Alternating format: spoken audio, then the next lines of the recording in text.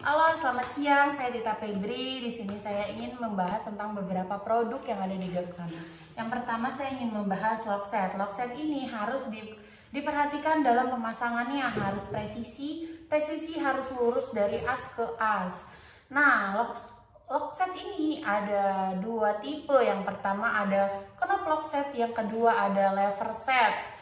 Nah, di knop lockset ini yang biasa kita jumpai pada toilet-toilet, yang biasa digunakan pada toilet yang berbentuk kunci bulat. Ini ada beberapa jenis. Yang pertama ada BK atau bedroom key yang biasa digunakan pada pintu toilet. Nah, di bagian luarnya bisa dibuka menggunakan koin, sendok, atau penggaris. Lalu yang di bagian dalamnya menggunakan knop atau tamten. Lalu yang kedua ada ET atau entrance. Ini biasa digunakan pada pintu kamar atau pintu dalam untuk membuka dari luar menggunakan anak kunci, dan untuk membuka di bagian dalam menggunakan tamten atau knop. Lalu yang ketiga itu ada ruang depan, biasa kita menggunakan DC atau double cylinder. Ini menggunakan anak kunci di bagian dalam dan di bagian luar.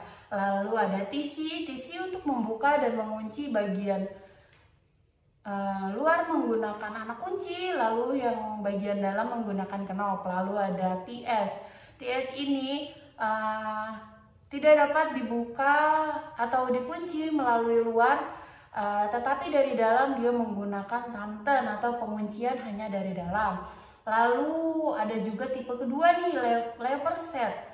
Lever set ini hampir sama kegunaannya dengan knop lockset, tetapi dia berbeda di pegangannya. Kalau tadi knop lockset itu berbentuk bulat, tapi kalau yang lever set dia berbentuk gagang pintu seperti biasa. Lalu saya ada juga terdapat dua jenis juga, yaitu bedroom key dan entrance. Nah, itu kegunaannya sama seperti knop lockset tadi. Lalu saya ingin menjelaskan yang kedua tentang door closer. Door closer adalah alat untuk penutup pintu hidrolik yang berfungsi untuk mengontrol gerakan pintu agar dapat menutup secara halus atau tidak terbanting sehingga menghindari benturan dari tembok. Keuntungan penggunaan door closer apa sih? Nah, penggunaan dapat keuntungan yaitu mencegah hilangnya energi dalam ruangan berpendingin. Lalu yang kedua itu memberikan privasi energi dalam ruangan dan keamanan pada bangunan atau ruangan. Lalu yang ketiga ada membuat pintu darurat berfungsi secara optimal apabila terjadi kebakaran. Nah, biasanya jika terjadi kebakaran, orang-orang akan panik berlarian menggunakan pintu darurat tanpa menutup pintunya kembali. Nah, door closer ini dapat mengoptimalkan kinerjanya untuk menutup pintu kembali, karena jika pintu tidak tertutup kembali maka api akan merembet masuk ke dalam pintu darurat itu. Lalu yang keempat ada mengurangi kebisingan, karena pintu selalu tertutup kembali saat pintu terbuka. Jadi semacam otomatis gitu, dia langsung tutup pintu secara rapat lagi. Nah, ada dua jenis mekanisme door closer. Yang pertama itu ada hold open, yang kedua ada non hold open. Yang hold open ini 90 derajat, dia bisa terbuka. Saat dibuka dia akan berhenti. Kita keluar dan ketika pintunya disentuh atau disenggol sedikit, pintu akan menutup dengan sendirinya. Yang kedua itu ada non-hold open, yang selalu tertutup, mudah dibuka dengan beberapa derajat pun nanti akan tutup dengan sendirinya. Ini hold open bisa digunakan pada pintu gudang, misalnya orang yang membawa barang berat, dia akan bisa membuka sendiri tanpa ditahan. Tapi kalau yang non hold open, dia ketika begitu dibuka pintu akan menutup sendiri, jadi tidak tertahan. Lalu tipe-tipe door closer sendiri ini dapat kembali diklasifikasikan lebih lanjut berdasarkan jenis dan fungsinya.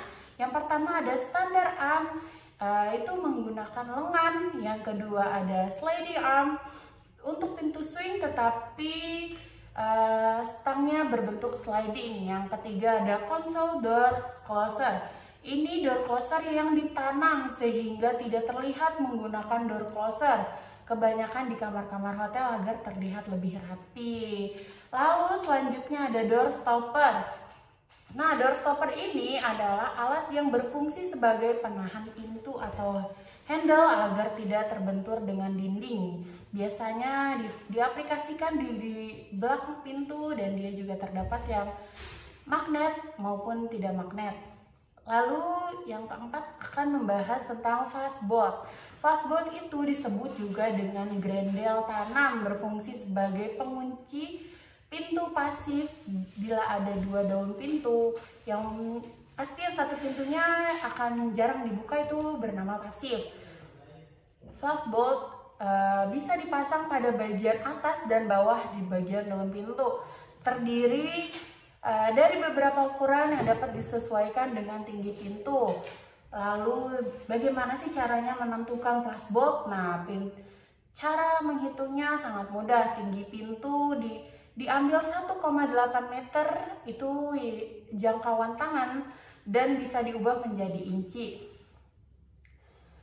Ketika mendapatkan hasilnya segitu untuk menentukannya fastboard. Lalu fastboard juga ada otomatis. Fastboard berfungsi sebagai pengunci pada pintu pasif pada dua daun pintu. Otomatis terbuka pada saat pintu aktif dibuka dan otomatis terkunci apabila pintu aktifnya tertutup. Pada kondisi apa sih fastboard itu otomatis ini bekerja? Nah, pada pintu dengan ketinggian di atas rata-rata, misalnya pintunya sangat tinggi, itu sangat memudahkan yang punya gedung ini dalam menutup kedua daun pintu atau akan menguncinya. Lalu pintu panic exit. Nah, panic exit ini pasti menggunakan fastboard. Lalu yang ketiga ini ada lobby. Pintu lobby biasanya menggunakan fastboard juga. Lalu yang terakhir saya ingin menjelaskan tentang fashion stay. Fashion stay atau casement atau engsel atau jendela gesek.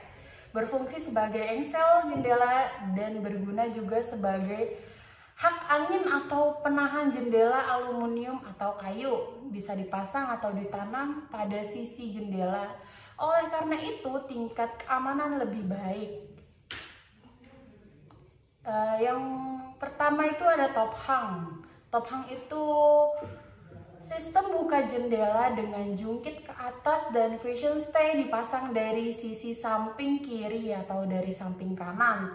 Itu terserah jika yang punya bangunan ini ingin memasang atau membukanya dari kanan atau dari kiri. Yang kedua ada slide hang atau seat hang. Sistem pembuka jendela dengan swing ke samping dan fashion stay dapat dipasang dari atas atau bawah. Jadi fashion stay bisa dipasang juga di bagian atas dan di bagian bawah menggunakan jenis slide hang. Segitu aja yang saya jelaskan tentang produk ini. Sekiranya ada salah-salah kata, saya ingin mengucapkan minta maaf. Saya tutup dan saya akhiri pembahasan ini dengan saya ucapkan terima kasih.